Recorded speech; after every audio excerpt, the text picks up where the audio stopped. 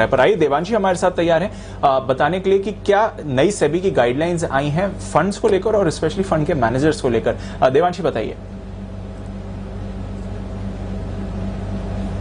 ये आज के दिन ये खबर आती हुई दिखी थी कि सेबी ने गाइडलाइंस जारी कर दी थी और सेबी की गाइडलाइंस के अनुसार अब वो जितने भी अहम एम्प्लॉयज होते हैं म्यूचुअल फंड के उनको अब अपनी सैलरी में जो 20% का कंपनसेशन जो होगा वो म्यूचुअल फंड के यूनिट्स में दिए जाने की बात होती हुई दिख रही है। ये फिलहाल सिर्फ गाइडलाइंस है जो सेबी की तरफ से आती हुई दिख रही हैं। जिस तरह से फ्रैंकलिन का जो मामला होता हुआ दिखा था, इसके चलते ये गाइडलाइंस अब जारी होती हुई दिखी है। अगर जिस तरह से हम देख रहे हैं जो एम्प्लॉय होते हैं जिस भी स्कीम को होल्ड करते हैं उनके जो यूनिट्स हैं वो फिलहाल एम्प्लॉय को दिए जाने की बातचीत होती हुई दिख रही है।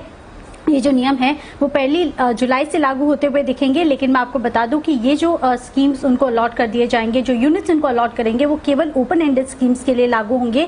क्लोज फंड्स के लिए अभी तक कोई गाइडलाइंस जारी होती हुई नहीं दिखी है। अगर कोई इमरजेंसी पड़ती है तो एम्प्लॉयज इसको गिरवी रख सकते हैं, इसके बदले में उनको उधार भी मिल सकता है। ये फिलहाल गाइडलाइंस में मेंशन किया गया है, लेकिन अगर कोई फ्रॉड होता है तो हम देखेंगे कि उनको अपने जितने भी यूनिट्स हैं वो कंपनी को दे देने पड़ेंगे और फोरफिट हो जाएंगे। ये फिलहाल गाइडलाइंस में मेंशन किया गया है और इसके चलते आप देखिए जितने भी म्यूचुअल फंड्स हैं जैसे कि UTI AMC, HDFC AMC, Nippon life, ये सारे स्टॉक्स हैं जिस पर आज इम्पैक्ट होता हुआ दिखेगा इसके चलते। बिल्कुल, और थोड़ा इम्पैक्ट हो ही रहा है, हालांकि कुछ पॉजिटिव इम्पैक्ट भी आते हुए दिख रहा है। यूटीआई एएमसी अपने नतीजों पर भी रिएक्ट कर रहा है, घाटे से मुनाफे में आई है कंपनी।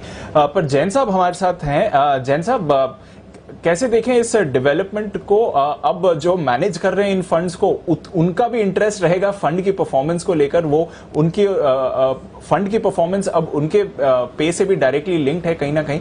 कैसे समझे इस डेवलपमेंट को? इंटरेस्टिंग मूव आई है, इंडस्ट्री का क्या व्यू है इस पर sir?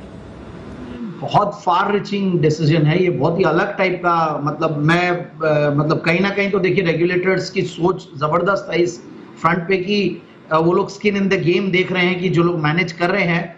But then let's see how the industry reacts. मुझे लगता है कि देखिए एक जना कोई जॉब करने आ रहा है और वो अपने हिसाब से काम कर रहा है और 20% उनका एक तरीके से कैपिटल हो गया जो उसमें डला हुआ है।